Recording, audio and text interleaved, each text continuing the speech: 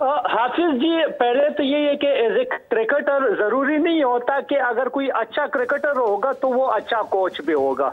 अब हमारा प्रॉब्लम क्या आ रहा है, हमारा प्रॉब्लम ये आ रहा है कि हम जो कोई अच्छा क्रिकेटर होता है ना, तो वो अगर कोचिंग लेवल पे आता है ना, तो वो कहते हैं कि यार इसको जो है वो किसी बड़े टीम के साथ लगा ले।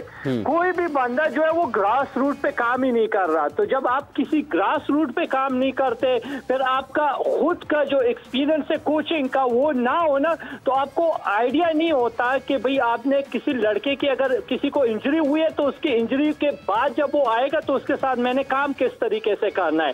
अगर किसी की कोई फॉल्ट है तो वो फॉल्ट मैंने दूर किस तरह करना है। अब आपने खुर्रम शहजाद की बात की है, खुर्रम शहजाद हमारे साथ 2018 में HBL में खेला था। तो ये जो गलती कर रहा था ना, तो मैं 2 मैच खेला था HBL से, फिर मैं टूर पे चला गया था। तो वो 2 मैचों में मैंने उसको कहा कि यार ये जो गलती आप कर रहे हो, ये अगर आप करोगे तो आप तो हर दूसरे तीसरे मैच के बाद इंजर्ड हो गए।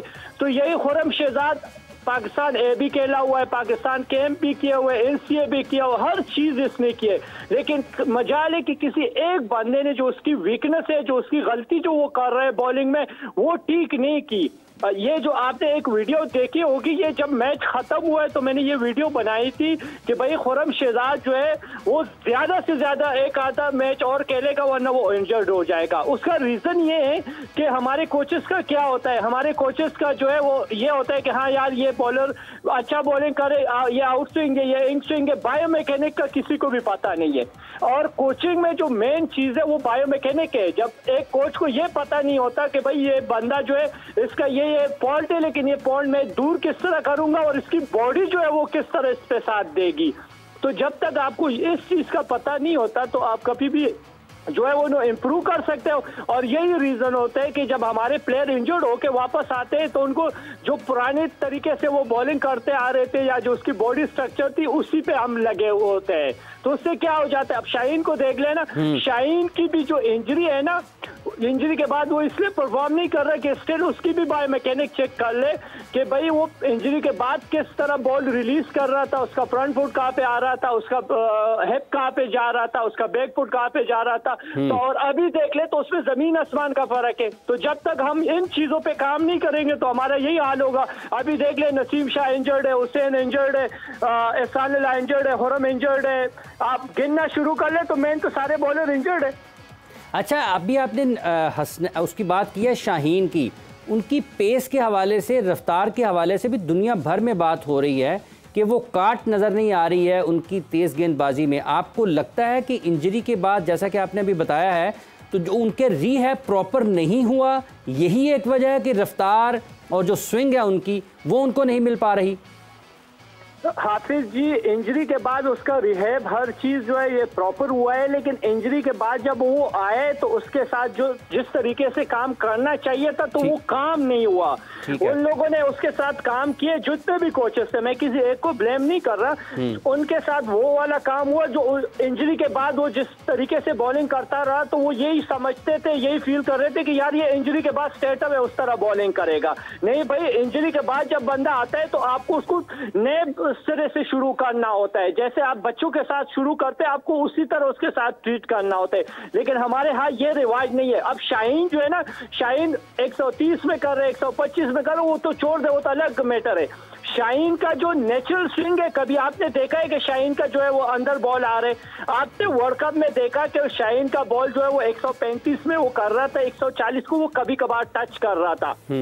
अब वो जितनी क्रिकेट खेलेगा उसका पेस कम होते जाएगा और उसका बॉल जो है वो नेचुरल की जो स्विंग था, जिस तरह एंग स्विंग था, अभी उसके 90% बॉल जो है वो अवे जाएंगे और जो अंदर भी आएगा वो और बाहर निकलेगा वो सिर्फ लेफ्ट हैंड को होगा, वो भी एंगल की वजह से होगा। अदरवाइज जो उसका नेचुरल स्विंग है वो तब तक नहीं होगा जब तक वो अपनी बायोमैकेनिक सही नहीं करेगा। अब बायोमैकेनिक जो है वो खुद नहीं कर सकता, जो उसके साथ कोचेज है अगर उनको आइडिया होगा तो तभी वो करेंगे ना। अब एक बंदा डायरेक्ट जो है वो पाकिस्तान खेला और वो डायरेक्ट पाकिस्तान टीम के साथ कोचिंग कर रहे हैं तो उसको किस तरह पता होता है? ये कोई सोने की चिड़िया तो नहीं होती कि आपने यूँ किया और बस आपको आइडिया हो गया कि भाई कोचिंग इस तरह करनी है। अच्छा खान साहब, मुझे ये बताइएगा कि अभी आपने ग्रास रूट की बात की है कि लोग वहाँ पर नहीं जाना चाहते। आपने ये भी कहा कि लाजिम नहीं है कि कोई अच्छा क्रिकेटर हो तो अच्छा कोच भी हो। आप तो भरी जवानी में कोच बन गए हैं खान साहब, ये आपने क्रिकेट से इतनी जल्दी किनारा कशी क्यों आपने इख्तियार कर लिया? हाफिज जी, मैं अल्लाह का शुक्र है जिस इलाके से के आया था वहाँ पे तो एक हार्ड बॉल की क्रिकेट भी नहीं था, लेकिन स्टिल मेरी अपने मेहनत थी और अल्लाह पे बिलीव था। तो मैं जितने भी क्रिकेट खेला था इज्जत के साथ खेला था। मैंने पीसीबी के साथ बात की कि यार 2-3 साल हो गए कि आप लोग मुझे बिल्कुल साइड लाइन कर रहे, तो अगर आपके पास बैकअप है तो आप हमें बता दे ताकि हम कोई दूसरा स्टेप ले ले। उन लोगों ने कहा कि हाँ भाई यार ऐसा है कि हमारे पास तो ऑलरेडी फास्ट बॉलर जो है 8-10 जो है वो फास्ट बॉलर रेडी है पाकिस्तान टीम के लिए, तो इसलिए हम चाह रहे कि हम यंगस्टर के साथ चले जाए। तो इसलिए हम कोचिंग में आए। मैंने यॉर्कशायर में जो है वो 1.5-2 साल कोचिंग की है, उसके बाद ही इन लोगों ने मुझे बुलाया है। तो मैंने उनको यही कहा था कि मुझे जरूरी नहीं है कि किसी बड़ी टीम के साथ का ले, लेकिन ये कि क्या मैं अपने तरीके से करूंगा। और उसमें अल्लाह का शुक्र है पहला साल था, इस्लामाबाद टीम जो थे 4 डे भी चैंपियन हो गए और 1 डे में भी।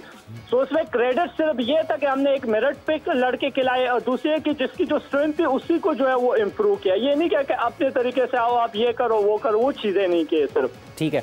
अच्छा, एक आखिरी सवाल है। जो आपने अभी ये कहा कि एक अच्छा क्रिकेटर अच्छा कोच नहीं हो सकता, और इसके अलावा आपको मुख्तलिफ हवाले पाकिस्तान के क्रिकेट में नज़र आते हैं, ग्रास रूट की भी जहाँ पर आपने जिक्र किया है। आपके रास्ते में तो आने वाले दिनों में मुश्किलात आ सकती हैं, क्योंकि अगर आप साफ बात करते हैं, अगर आप मेरिट की बात करते हैं, तो फिर लोग आपको ऊपर तो नहीं आने देते। मैं हाफिज जी, आप मुझे कहते हो कि आइंदा की जो क्रिकेट है मुझे अभी भी उसके असरात जो है वो नजर आ रहे हैं, क्योंकि जब मैं पोर्डे में टीम खिला रहा था तो मैं पोर्डे में चैंपियन हुआ हूँ एक ऐसी टीम में जिसमें सिर्फ 2 लड़के ऐसे थे जो फर्स्ट क्लास क्रिकेट खेले थे, वरना कोई फर्स्ट क्लास प्लेयर नहीं था। और फिर भी हम चैंपियन हुए, फिर 1 डे में भी चैंपियन हो। उसके बावजूद भी लोग जो है वो उंगलियां उठा रहे थे कि यार इसने इसको क्यों खिलाया और इसको क्यों खिलाया। तो उसके असरात तो मुझे आ रहे, लेकिन मैंने पहले ही आपको कहा कि भाई मुझे अल्लाह का शुक्र है मेरे पास ऑप्शन बहुत सारे हैं। मैं यॉर्कशायर में जब कोचिंग कर रहा था तो जो पीसीबी मुझे दे रही है उसके 444 से ज्यादा मुझे वो पैसे दे रहे थे, और मेरी फैमिली भी उधर ही है। अभी मैंने वापस उधर ही जाने, लेकिन स्टिल मेरी प्रायोरिटी जो थी वो पाकिस्तान के लिए थी, है और रहेगी। हाँ, अगर ये मुझे चांस देंगे चाहे कोचिंग में या जिस भी फील्ड में हो क्रिकेट की, तो मैं अवेलेबल हूँ। अगर ये नहीं देंगे तो उसके बाद जाहिर बात है मैंने उधर ही जाके कोचिंग करनी है, क्योंकि वहाँ पे तो मेरे पास अपॉर्चुनिटी भी है। वो लोग खुद कह रहे कि आप आ जाओ, लेकिन मैंने पहले प्रायोरिटी जो है वो पाकिस्तान को देनी है। बहुत बहुत शुक्रिया आपका खान साहब, आपने अपना वक्त दिया और अपने ख्यालात का इजहार किया। अच्छा क्रिकेटर लाजिम नहीं कि अच्छा कोच ही हो, और उन्होंने वैसे ही किसी का नाम लिया, लेकिन ये ज़रूर कहा है कि ग्रास रूट पर या निचली सतह पर कोई नहीं काम करना चाहता, सब पाकिस्तान टीम को गले लगाते हैं। तो आपको लगता है कि इसी हवाले से आगे बढ़ना चाहिए, इसी तरीक़ाकार के तहत अगर कोई टीम डायरेक्टर बनता है तो पहले वो किसी रीजन की, किसी डिपार्टमेंट की, अंडर 19 की, ए टीम की कोचिंग करे और फिर पाकिस्तान की तरफ आए? अब साहब बात तो यही होनी चाहिए जिस तरह आपने कहा है कि ग्रास रूट लेवल से और फिर ऊपर। जिस तरह इंडिया का आपने देखा है कि जो राहुल द्रविड़ थे वो अंडर 19 के साथ आपने कितना अरसा देखा, और पहले रवि शास्त्री थे उधर डायरेक्टर क्रिकेट, और फिर अब मेरा ख्याल है कि अब लक्ष्मण है, राहुल द्रविड़ थे उससे पहले वर्ल्ड कप जो फाइनल हारी है टीम। तो तरीक़ाकार तो यही होना चाहिए, लेकिन यहाँ क्योंकि म्यूज़िकल चेयर एक लगी हुई है क्रिकेट बोर्ड में, चेयरमैन साहब जो आते हैं जो उनको ज़्यादा शीशे में उतार लेता है तो वो कुछ भी लग सकता है वो चाहे, और उनको ज़रूरत भी होती है ऐसे बंदों की, क्योंकि उनका इतना एक्सपीरियंस नहीं होता क्रिकेट का। जो क्रिकेट वाले होते हैं उनका अपना दिमाग जो है वो बिल्कुल ऊपर चला जाता है, वो किसी को कुछ नहीं समझते। वो चेयरमैन बनने के बाद भी सारा कुछ वो चाहते हैं कि जिस तरह मैं सोच रहा हूँ वैसे ही हो।